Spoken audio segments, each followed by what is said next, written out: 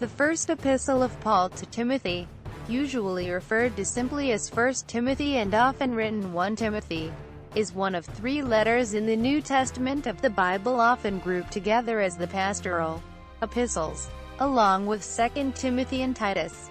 The letter, traditionally attributed to the Apostle Paul, consists mainly of counsels to his younger colleague and delegate Timothy regarding his ministry in Ephesus. These counsels include instructions on the organization of the church and the responsibilities resting on certain groups of leaders therein, as well as exhortations to faithfulness in maintaining the truth amid surrounding errors.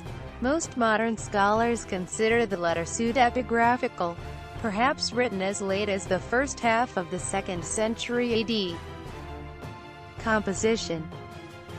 The author of 1 Timothy has been traditionally identified as the Apostle Paul. He is named as the author of the letter in the text. 19th and 20th century scholarship questioned the authenticity of the letter, with many scholars suggesting that 1 Timothy, along with 2 Timothy and Titus, are not original to Paul, but rather an unknown Christian writing sometime in the late 1st to mid-2nd century. Historical views.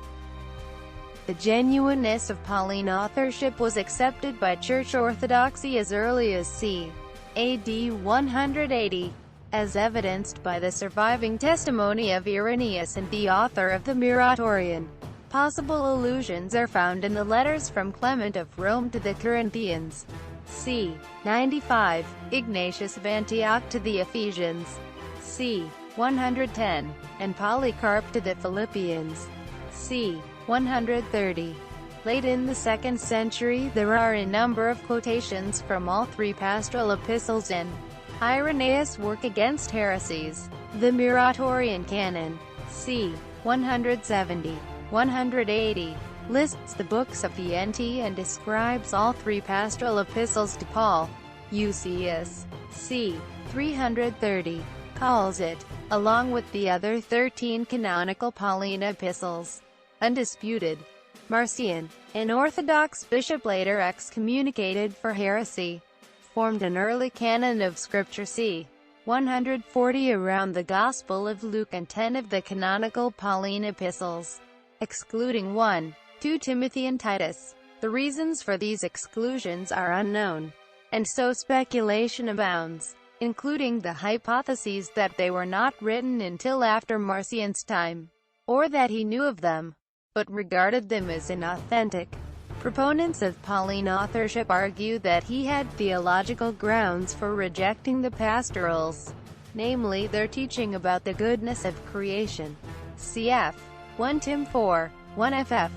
The question remains whether Marcion knew these 3 letters and rejected them, as Tertullian says, since in 1 Timothy chapter 6, 20, false opposing arguments are referred to, with the word for opposing arguments being antithesis, the name of Marcion's work, and so a subtle hint of Marcion's heresy.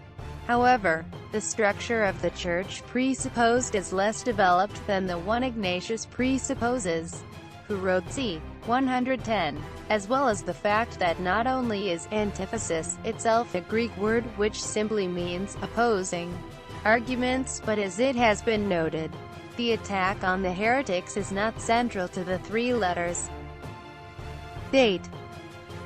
The dating of 1 Timothy depends very much on the question of authorship.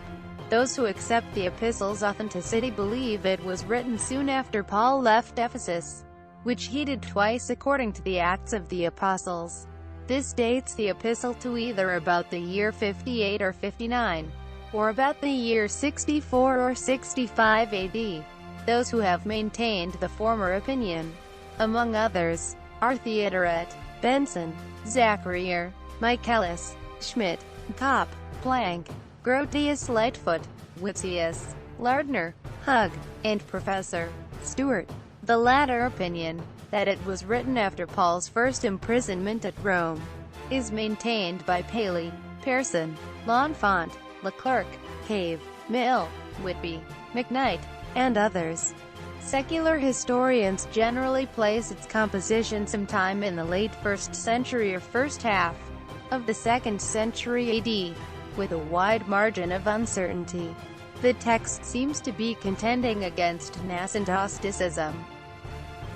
Background. This historical relationship between Paul and Timothy is one of mentorship. Timothy is first mentioned in Acts chapter 16. 1. His mother Eunice and his grandmother, Lois, are mentioned in 2 Timothy chapter 1.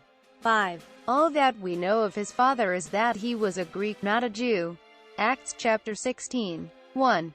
Paul's second visit to Lystra is when Timothy first connected with Paul. Paul not only brought Timothy into the faith, but he was Timothy's main mentor in Christian leadership. Acts chapter 16. 3. Having done church planting and missionary journeys together, Timothy would have received his authority to preach in churches directly from Paul, who of course was the greater known and accepted of the two and an apostle.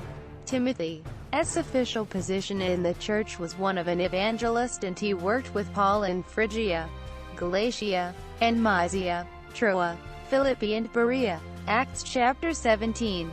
14. And continued on to do even more work in Athens and Thessalonica for the church, not to mention his work in Corinth, Macedonia, Ephesus and Greater Asia. Timothy was also noted for coming to Paul's aid when Paul fell into prison. Philippians chapter 1. 1. 2 Timothy chapter 4. 13. It is noteworthy that, despite not being required due to the ruling of the Jerusalem Council, Timothy took circumcision himself in order to be a better witness among the Jews. According to church tradition, he was loyal to Paul's wishes and stayed and worked in Ephesus until he finally suffered a martyr's death himself. If, however, quote, the pastorals are best understood against the background of the 2nd century, the evidence in the letters relative to church order clearly reflect a time when apostle and prophet have been succeeded by bishop and archbishop and/or elder in a stabilized church organization fully committed to an authorized succession of ordained ministers. The local churches are no longer lay churches, nor are their needs now taken care of simply by itinerant missionaries. There is obviously hierarchical organization both in the local and ecumenical church. The chief function of the bishop, or archbishop, is to transmit and maintain the true faith. The pastorals are distinguished from all other New Testament letters in that they are addressed to a special functional class within the church, namely, the professional ministry. Thus, these letters occupy the unique distinction of being not simply the only letters in the New Testament to be addressed primarily to clergymen, but also of being in this sense the first extant pastoral letters, that is, letters written by a pastor to pastors, in the history of the church. Key themes. The author of this epistle writes to Timothy concerning the organization of the church and Timothy's own leadership within the body. Major themes include the use of the law, warnings against false doctrines such as syncretism, instructions for prayer, roles of women in the church, qualifications for leaders of the church, and the treatment of widows, elders, masters, youth, and church members in general. The structure for the role of women in the church at Ephesus is laid out, as well as a detailed list of qualifications for who can and cannot serve as elders and deacons in the church. Some outline.